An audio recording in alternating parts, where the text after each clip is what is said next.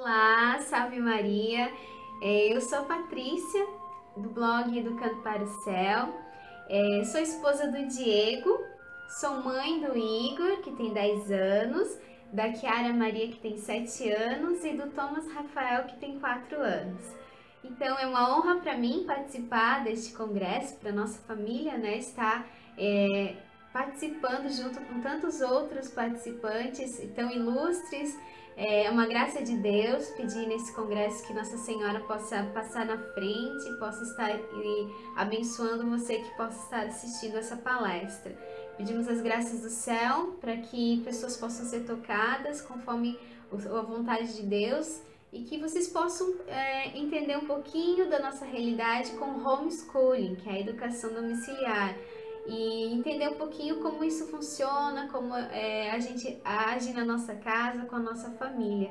E como que Deus é muito bom, muito grandioso e tem nos providenciado tantos meios e tantas graças para que a gente possa cumprir a nossa missão de paz, a nossa missão no nosso dia a dia, de educar bem os nossos filhos e principalmente educá-los para o céu, né?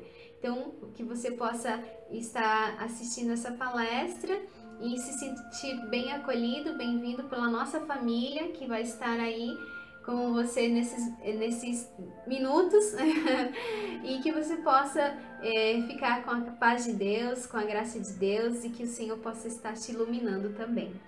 Bom, então eu vou explicar primeiramente o que é o homeschooling.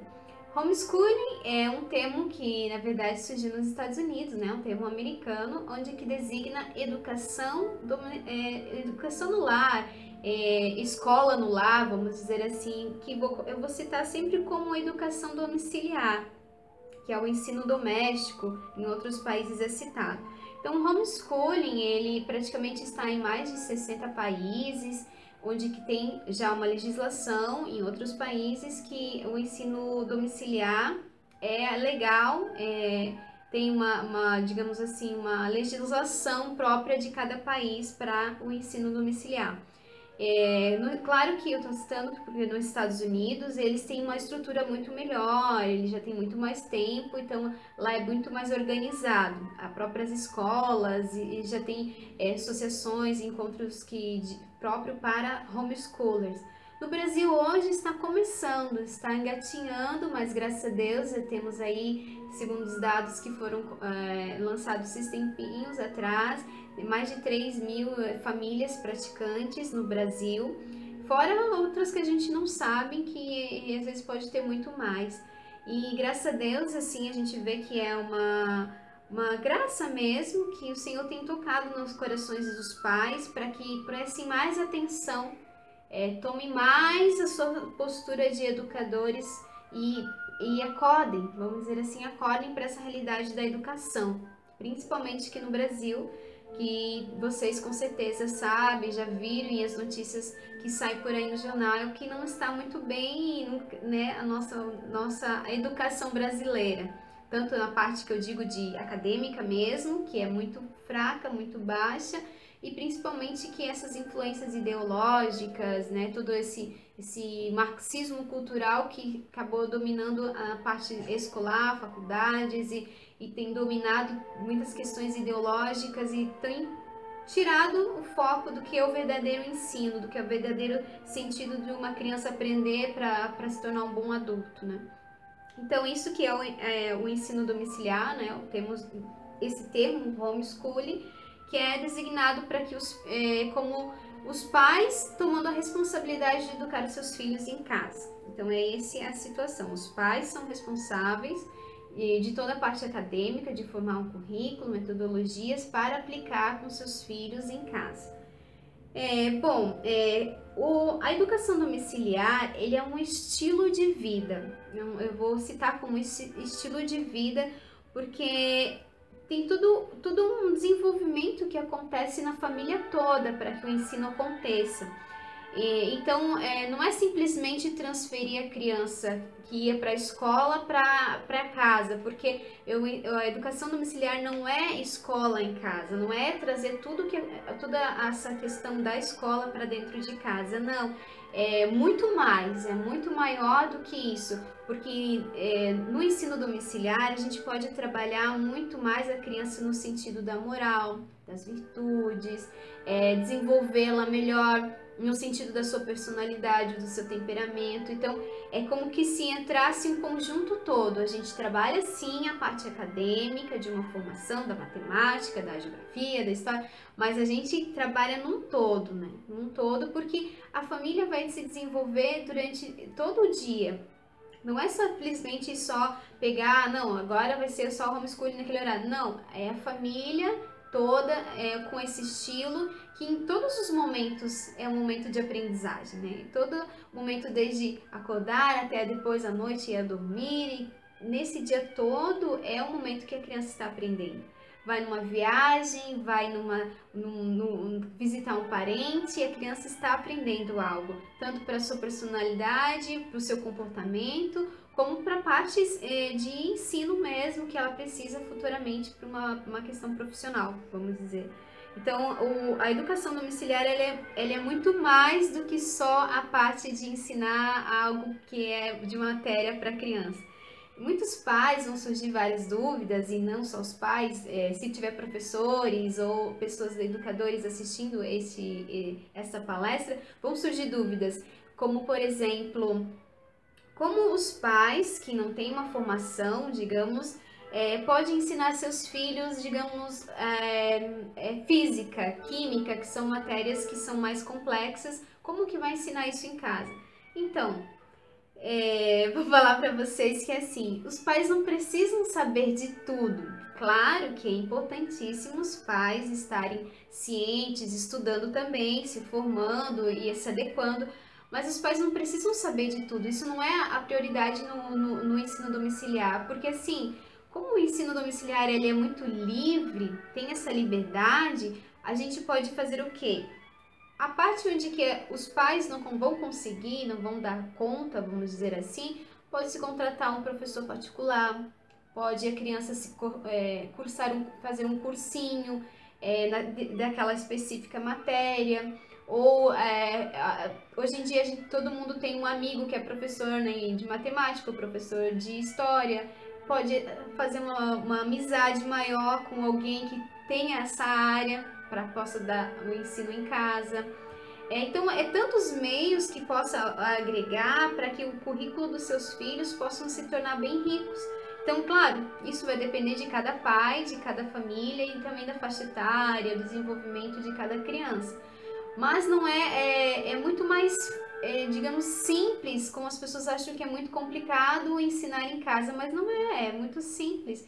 Até porque todos os pais são educadores, todos os pais são homeschoolers, né? Porque cada um tem a sua missão de ensinar e transmitir algo para os seus filhos. Isso é a questão. Só que o que acontece é que muitos pais, ou eles não sabem o seu papel como verdadeiros educadores, ou delegam simplesmente a terceiros, deixam abandonado a verdadeira educação dos seus filhos.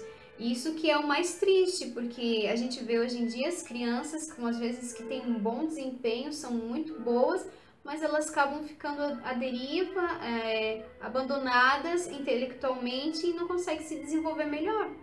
Então, se cada pai tomar a sua postura de verdadeiro educador e prestar mais atenção na educação dos seus filhos, eu digo educação de forma geral, tanto que se o seu filho está aprendendo bem português, mas também na sua parte física mesmo, sua parte intelectual, né, e junto com a parte espiritual, como meu filho está se desenvolvendo, como ele é. Muitos pais hoje em dia não sabem nem como o filho é, qual é o seu temperamento, o que o filho gosta, ou o que o próprio às vezes não é transmitido para os filhos não conhecem os próprios pais, os filhos não sabem o gosto que o pai tem, uma preferência, não conhecem a história que os pais passaram, não conhecem o nome dos bisavós, tataravós, não sabem a sua genealogia. Então, assim, tem essa distância entre pais e filhos hoje que é muito triste.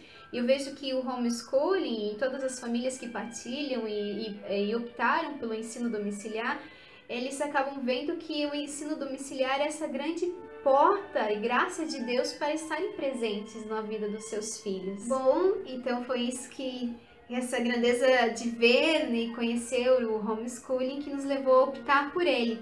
Então eu vou explicar para vocês como foi esse nosso encontro, o encontro da nossa família com o homeschooling, como a gente conheceu, né, o homeschooling. São 4 a 5 anos atrás que a gente acabou vendo pela internet, por blogs e por acesso a outras famílias, essa realidade do homeschooling, porque a gente começou a ver que era uma opção para nós por causa do nosso filho mais velho, o Igor. Ele chegou a frequentar a escola, ele chegou do 1º ano ao 3º ano, ele foi à escola normal. Só que assim, antes disso, a gente já fazia homeschooling e não sabia. A gente praticava ensino domiciliar sem saber, porque eu sou dona de casa, fizemos a opção por eu ficar em casa para cuidar das crianças, educar as crianças, até porque nós somos sozinhos numa cidade, não temos muito parentes e não teria como quem deixar as crianças, e até porque eu nunca quis terceirizar a educação dos meus filhos. Pensava, poxa, o Senhor me deu para mim, eu sou responsável pelos meus filhos, eu não quero que outros criem, outros eduquem eles, não, é minha responsabilidade.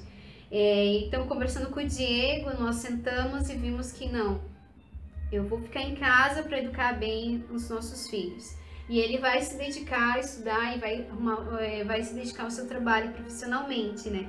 Claro, com isso nós temos uma vida mais modesta, mais simples, dependendo muito da providência de Deus, mas graças a Deus nunca faltou nada. Deus sempre foi muito providente na nossa casa. E isso nos levou a ver que eu queria fazer algumas coisinhas com ele já em casa. Tinha Kiara também, bebezinha, porque eles são 3 anos e meio de diferença, então eu fazia atividade já, fazia leitura.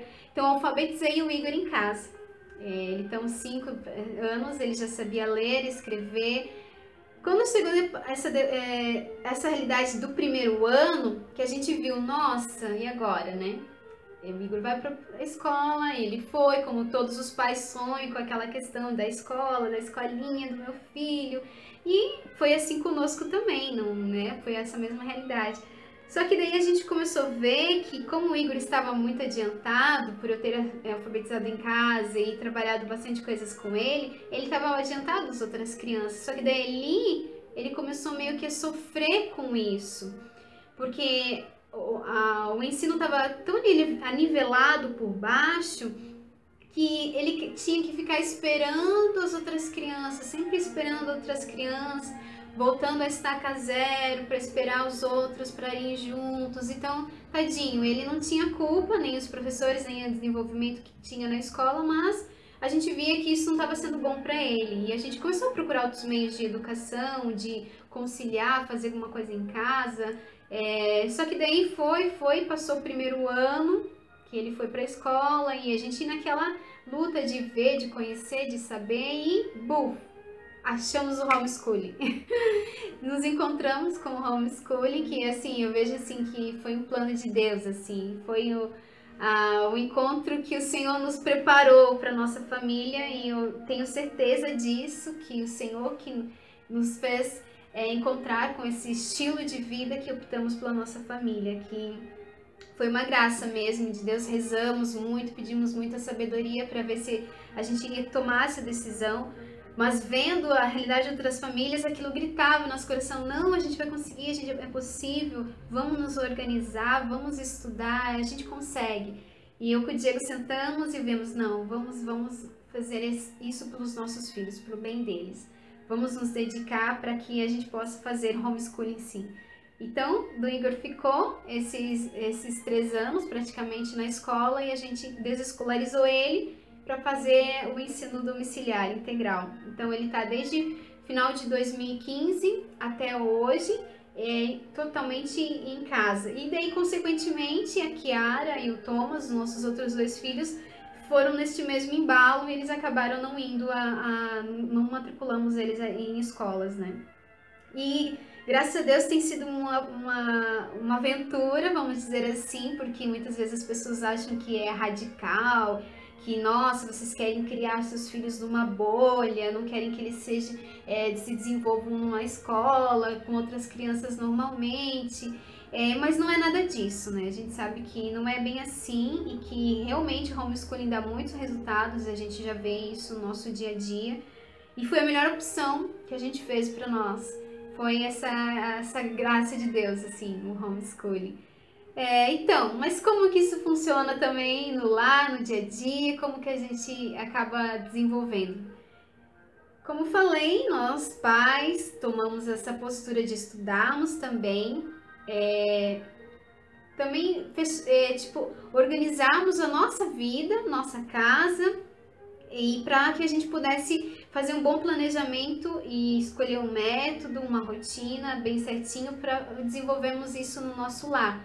E o que a gente fez? Então, a gente primeiramente organizamos uma rotina, que a gente vê que é importante uma rotina como forma de ordem, né? A vida é composta de ordem. Então, a gente precisa ter essa ordem também no nosso lar. Então, a gente desenvolveu uma rotina que eu vou só falar para vocês, assim, explicando mais ou menos como acontece no nosso dia a dia, né?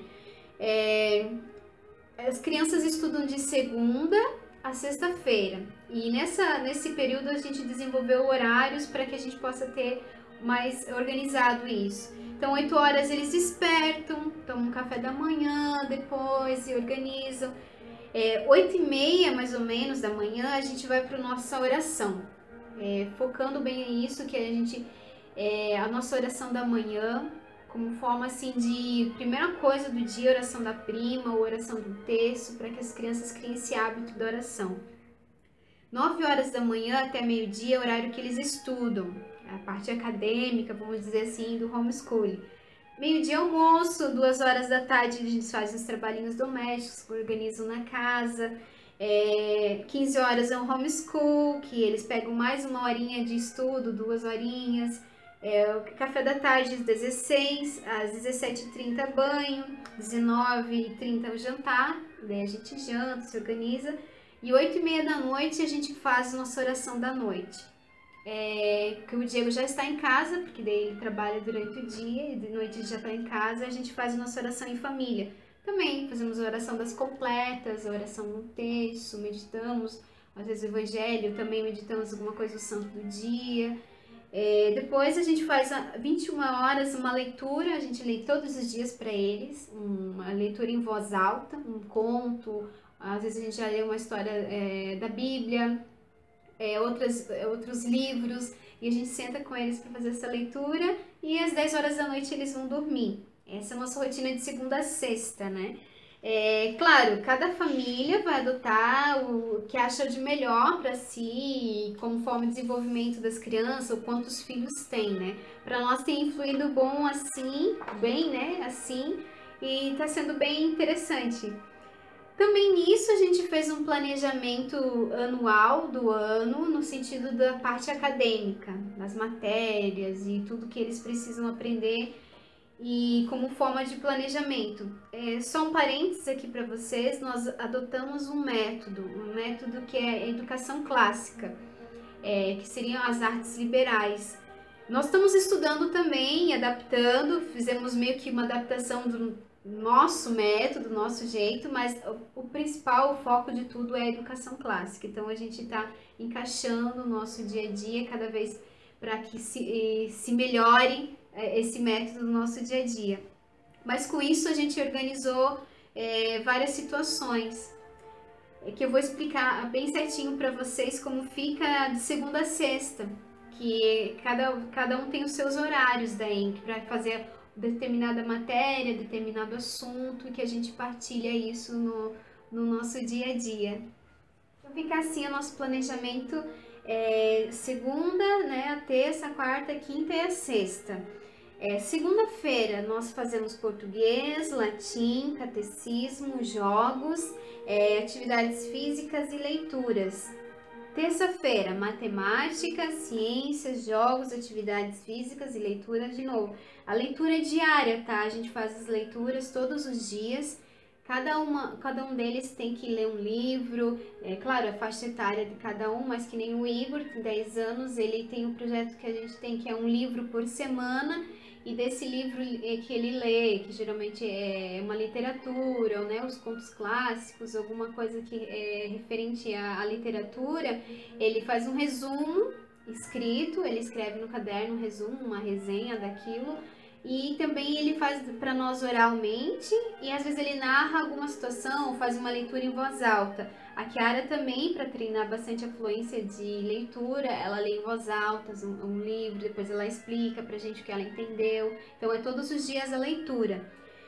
Como eu falei ali da questão dos horários, geralmente cada matéria, no caso, se torna 40, 50 minutos, até máximo 1 hora que eles estudam nesse período. Por quê? Porque o rendimento da criança que estuda em casa é muito maior, ele é superior porque é bem aproveitado o seu tempo. Então ela não perde se distraindo, tendo que sair com a desatenção, então ela fica focada naquele tempo, e se ela tem alguma dúvida ela pergunta e a gente já responde para que ela possa entender aquilo que ela está fazendo naquele momento.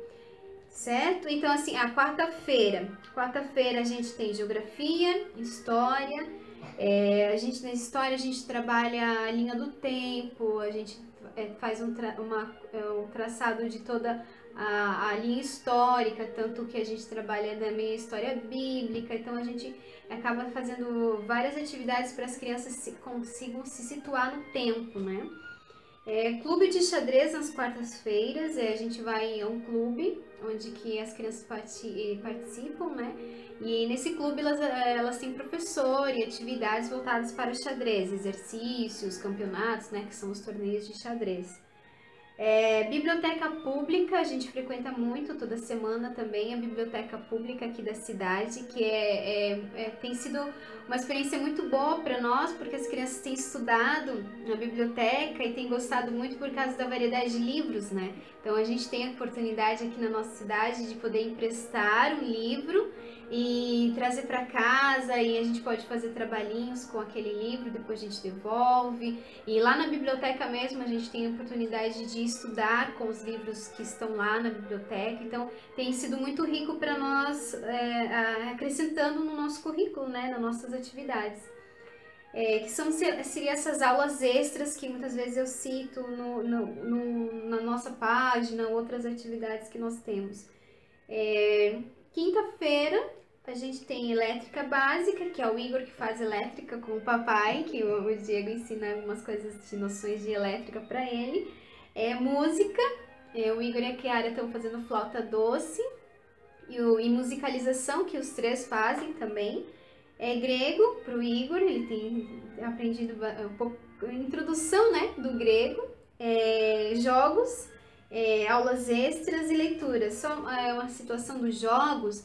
Esses jogos seriam de tabuleiro e entre momentos que eles têm livre mesmo. Então eu coloco jogos porque eles brincam com xadrez, tabuleiro, tangram, jogam muito questões de joguinhos de raciocínio lógico, também a questão de aplicativos, que nem o Rei da Matemática, o aplicativo do Duolingo. Então esses jogos que eu cito aqui no nosso planejamento, né? Sexta-feira é artes, informática para o Igor e para a Kiara. O Thomas ele mexe um pouquinho para ele aprender um pouco como que é o funcionamento no computador, né? Espanhol para o Igor e catecismo, e a Kiara faz aula de balé. Essas atividades físicas, tanto futebol, ginástica, andar de bicicleta, fazer caminhadas, que a gente vai no parque também toda semana, quando tem tempo bom. Então seria esse nosso planejamento semanal. Claro, ele é sujeito a mudanças, a gente vai intercalando, ou tem algum imprevisto, alguma coisa a gente muda. É bem flexível, até como a nossa rotina que eu comentei, às vezes também depende do que a gente tem naquela semana, então acaba estendendo os horários. E também quando as crianças têm algum projeto, alguma coisa que elas estão fazendo, também que às vezes se estende um pouco nos horários, então é essa liberdade que nós temos de estar em casa e aproveitar o tempo. Então as crianças acabam, digamos, naquela aula de português aproveitando tanto que por isso que eu disse que o rendimento é muito maior, que acaba sendo mais aproveitado. Então, tem uma pergunta que sempre fazem para os pais homeschoolers e famílias que têm o ensino domiciliar, que é a socialização. Vou falar para vocês porque com certeza vai surgir essa pergunta, né? Então, a socialização acontece como? Como as crianças não têm contato, como que elas fazem para socializar com outras crianças? Como eu citei no nosso planejamento, as crianças frequentam o clube de xadrez, a Kiara faz balé, vamos à biblioteca, parque, atividades que a gente tem com outras famílias, de encontros com outras famílias homeschoolers. Então eles têm contato com crianças, com amiguinhos dos nossos amigos. Essa socialização que as pessoas acham que a criança tem que estar enquadrada dentro de um grupo específico somente para aquela idade. E não é bem assim. As crianças que estudam a partir do homeschooling, educadas em casa, elas acabam tendo uma socialização muito melhor e mais saudável, a meu ver, porque assim, elas acabam tendo um contato com várias idades, várias faixas de idade. Então a criança ela sabe respeitar um mais velho, um idoso, conversar com um bebê, com uma criancinha, conversar com o que tem a mesma faixa etária, respeitando esses desenvolvimentos. Tanto que tem estudos e pesquisas relacionadas com crianças que estudam em casa, que já viram que as crianças que estudam em casa, elas são mais sociáveis porque elas sabem interagir melhor, porque elas não estão, como eu falei, enquadradas naquele ambiente. E elas acabam indo para outro ambiente desconhecido, não conhecem ninguém, e elas mesmas tomam a iniciativa de conversar, de saber o que estão fazendo e de interagir e fazendo brincadeiras. Isso a gente vê na prática com os nossos filhos, então a socialização para nós é um mito porque assim, a socialização em primeiro lugar acontece em casa, acontece com os pais, acontece com os irmãos, acontece com a família estendida, né, que são os avós, os parentes, os vizinhos. Então essa socialização da criança já acontece no lar e se estende com as outras questões de ambientes sociais que a própria família vai, que nem frequentando um clube, a igreja, né, frequentando a casa de amigos, de outras pessoas. Essa socialização que é muito mais saudável porque ela não está enquadrada naquele ambiente obrigatório de estar ali com um estranho, e não é assim. E a gente vê isso na prática com os nossos filhos. Eles são super sociáveis, conversam com todo mundo, eles tomam iniciativa nas brincadeiras com as outras crianças, a gente percebe muito isso para estar avaliando o desenvolvimento deles. Então é super natural, é super saudável e natural ao mesmo tempo, não tem uma dificuldade de se relacionarem, né? Esse é um pouco do universo que nós vivemos na nossa casa, e com certeza se outras famílias homeschooler que vocês conhecerem e verem aí pela internet, nos seus blogs e páginas, vocês vão ver que é super saudável as crianças e acabam tendo um relacionamento muito bom, e a gente vê o desenvolvimento delas tão bem, que isso que também complementa neste currículo, nesse método de ensino, porque elas acabam tendo um equilíbrio na sua vida, no seu relacionamento, nas suas atividades. São crianças mais obedientes, mais equilibradas.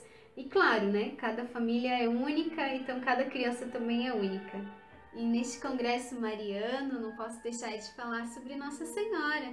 Ela que é a nossa rainha, nossa mãezinha do céu, é a Santíssima Virgem que vem nos conduzindo a nossa família. Somos consagrados a ela pelo método de São Luís, né, o Tratado da Verdadeira Devoção. Nós somos escravos de Nossa Senhora. Casamos dia 8 de dezembro, consagramos o nosso matrimônio nas mãos de Nossa Senhora, a Imaculada Conceição. Nossos filhos são consagrados a Nossa Senhora e creio e confio mesmo que foi ela que intercedeu e fez todo esse caminho para estarmos até aqui hoje, tendo força, a coragem para que possamos educar bem nossos filhos e principalmente pensar na alma deles, educando eles para o céu. Como fala no Catecismo da Educação, ao pensar em uma criança, ao colocar uma criança no mundo, tem que pensar na sua eternidade, pensar na sua alma, para onde que ela está sendo conduzida. E creio que foi sempre assim na história da igreja. A gente vê relatos de vários santos, a história de Santa Teresinha, que foi na escola, depois ela pediu para estudar em casa, para que a irmã ensinasse ela, e tantos meios de outras situações. E se a gente for remontar antes lá de Jesus, eram estudados em casa, era estudado por um tutor, um sábio que era daquele ciclo, daquele grupo de pessoas que ensinava as crianças. Então, transmitia a fé, transmitia os costumes. E então o ensino domiciliar é muito antigo, né? Está muito antes do que a questão da escola moderna, vamos dizer assim. Claro que a igreja tem toda essa grandeza com a escola. Nós não somos contra a escola, como a gente falou, assim, se nós tivéssemos uma boa escola católica mesmo, do nosso lado, sem esse aparelhamento ideológico que vem só sendo implantado nas escolas, que não é só nas escolas públicas, mas também nas privadas, ao longo de décadas, que vem querendo destruir o verdadeiro sentido da educação.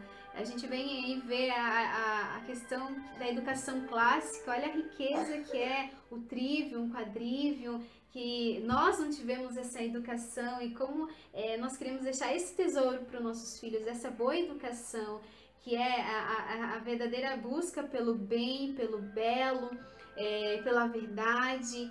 E a gente olha os santos da igreja, né? A educação de Santo Agostinho, a intelectualidade que ele teve, lá na questão de Hugo de São Vito, no método de ensino, né? Toda a pedagogia que surgiu ali com Hugo de São Vito.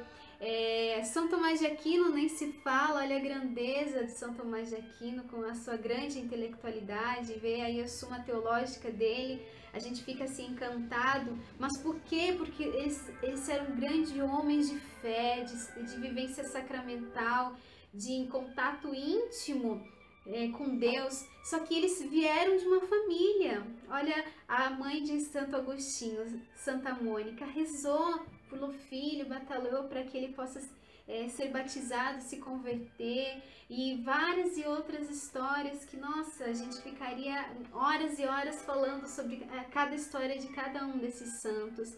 E é nesses santos que eu e o Diego, nos espelhamos para a educação dos nossos filhos. O grande espelho para nós, a Sagrada Família, o grande espelho para nós esses santos intelectuais, onde que eles, vivenciando na sua busca de santidade, chegaram a um grau tão elevado de sabedoria, e com certeza pela busca de Deus, pela busca da verdade. E se eu puder dar um conselho a você que está me assistindo nessa palestra, põe o joelho no chão pelos seus filhos. Você que é pai, você que é mãe, você que ainda não sabe sua vocação, mas se interessa pelo homeschooling, pelo esse estilo de vida que é educar os filhos em casa, que é católico, que tem essa convicção que nós precisamos educar nossos filhos bem, porque o mundo está querendo destruir as nossas crianças. Coloque o joelho no chão e peça a Nossa Senhora.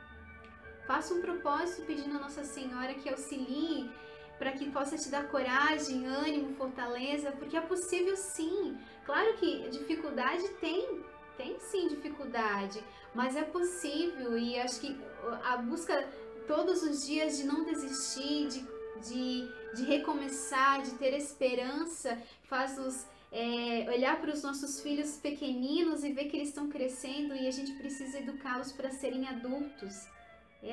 A fase de uma criança, ela não vai ficar ali.